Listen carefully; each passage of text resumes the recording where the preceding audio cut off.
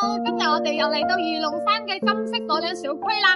咁今日我哋主要睇嘅單位咧係一個102方嘅單位，3房2衛嘅。咁呢個單位嘅話咧，佢嘅總價只需要6字頭啫喎。咁我哋一齊去睇下啦 ，Let's go。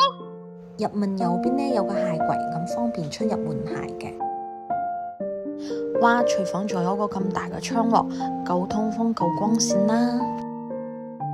餐台可以坐到6個人一齊食飯，個露台都夠大㗎，個景觀望落去就好似同山林中嘅童話小鎮融為一體。睇返間屋整個廳嘅採光都好好。再一齊睇下3間房先。第一間房呢係同客廳景觀一樣㗎。再睇下個客廁，咁就知道我哋業主呢係好愛乾淨㗎，好識保養屋。第二間房都好方正。嚟到我哋第3個主人房啦，帶有個廁所嘅套間。主人房嘅空間都夠大，通風採光都非常之靚，景觀都係山林中嘅童話小鎮。咁樣嘅單位總價只需要6字頭喎，你仲喺度等乜嘢呢？關注文君帶你睇筍盤，拜拜。